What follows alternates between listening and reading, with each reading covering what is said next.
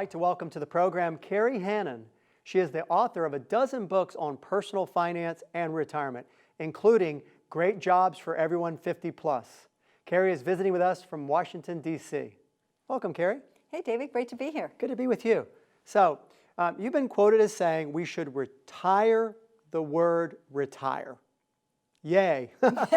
Why? Well, this is, retirement and retiring, it's like moving backwards, like you're slowing down and you're stepping back and receding. This is a time in life where these are our bonus years. You're moving forward. You're trying new challenges, new opportunities. So, some people say refire. I don't know what you want to call it, but it's not retire. So it's a time to think about new challenges, new opportunities. Has the retirement landscape changed? Without question, because we're living longer, presumably healthier lives. And so people are coming up on this, and in truth also a lot of people haven't saved adequately for retirement for these longer, healthier lives. So I think people are extending, or they're hoping to extend their working lives longer. And there's lots of good reasons why they should, and it's not all financial.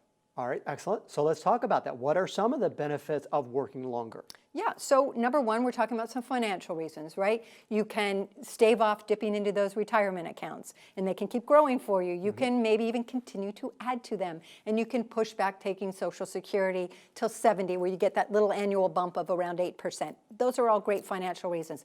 There are physical reasons, use it or lose it. You're out there, you're mentally agile, you're staying part of the world. And there's the whole physical, social aspect where you have a network, you're with people. Because you know what, when people retire, they often go into kind of a depression. They mourn the loss of their old job and their colleagues. There's a whole emotional cost to retirement that we often don't talk about. And so being able to stay in the job market, and it doesn't have to be full steam ahead like your primary career was. There's so many opportunities here. Very good. With the financial piece, you mentioned the ability to stave off drawing on those retirement accounts and your retirement funds. And it's a twofer because you also, when you eventually do retire, it's a shorter period over which those funds need to last. No kidding. And so you've got that going for you. It's really, if you can do it, I say, please don't put off trying to do something on the side. A lot of people, even who have saved adequately for retirement, they want to continue working as a safety net. Maybe it's just your mad money, but whatever it is, it's a safety net. Excellent. They also start thinking about their own legacy and all these other things, or just, like you said, socially remaining active. So what are some of the things that we're seeing with the job market? I mean, or trends, I guess, in terms of what's happening with opportunities for people? It's interesting. I think there are not as many younger workers coming up because of the sheer population change. So we have an older population. Employers are starting to say, hey, maybe we need to keep them around a little bit longer. So I'm seeing more employers being willing to phase their older employers out on a more phased retirement basis, or keep them back on in part, bring them back on as consultants and in other working positions, or simply hiring them for not looking, being sort of agnostic about the age and saying, I just want somebody who can get this job done for me today. I think employers look for the skills, the ability, the maturity that they, of course, get with the person that's been around a lot longer and learn how to interact with people, that somebody just starting out might be more limited there. And they appreciate that. And they don't necessarily think in terms of age, but how long will this person be able to work? And, is there an extended period here that this person can contribute? And I think people are all for that. Yep, absolutely. Yeah, that's very good. What about hiring opportunities? What are some of the trends you see? Where are the jobs? Yeah, well, the biggies are healthcare and education. Okay. But I see opportunities, particularly if you're an older worker. Look to small businesses, small associations, startups. These are groups that really value the experience you can bring to the job, the ballast you can bring. And so that is something that I encourage people to look at. They may end up being contract type positions, but nonetheless, there's opportunity there. Contract position still pays, right? It does. Okay, we'll take it. Does. I've heard you refer to the riding the age wave.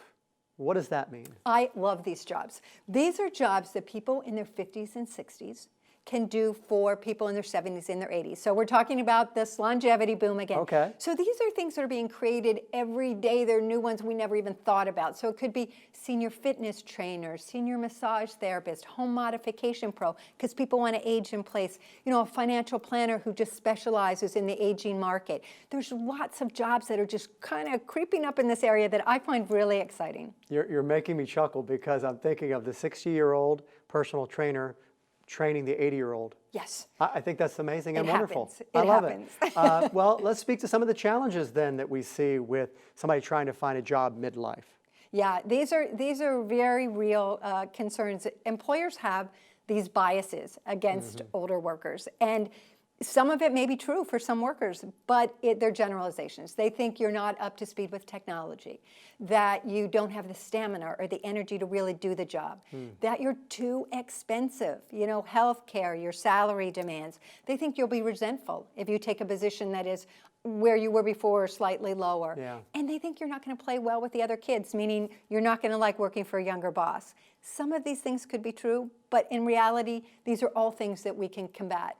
Well, these are all under the category of ageism. Yes, so indeed. How do we address that? Is there a way that the older worker who brings so much to the table can help the employer become comfortable and or help them not look at it that way? Well, first, you need to keep your skills up to date. You cannot coast. You can't say, oh, well, look what I have done over my career. Absolutely not. You have to be present. You have to be able to do the job today and have current skills. And so lifelong learning is non-negotiable. In tech skills, you've got to have them. You might not have to have the full kit, but you definitely need to be sharp. And I say with ageism, I get so many, when I speak, I often get women in general, but often come up and say, you know, should I get Botox? Should I dye my hair? You know, people judge a book by its cover. Wow. I say no, get physically fit. When you have a fitness program, you bring this positivity, this energy, and people don't know what they're looking at, that they want you on your team. They want you on their team. They want you to be part of their organization. So I say, you know, eat with an eye on nutrition, get physically fit. Excellent. Yeah, it's the energy, it's the vitality that you bring to the position and doing the work. Other concerns that we may need to address from the employer standpoint? Well, I think those are the big ones. Okay. I think the expense is huge. I mean, they worry that you're going to want too much money. And you know what? So you've got to do some soul searching and say, am I willing to work for less? And am I going to be okay with that? And especially a lot of times people are shifting different industries. They may be redeploying their skill set, which is not reinventing themselves, but they're moving to a different field. They may very well have to take a pay cut. So be honest with yourself. What are you willing to do? And then build your plan based on that and how you interact and how you talk to the employer. Absolutely. Yeah, excellent.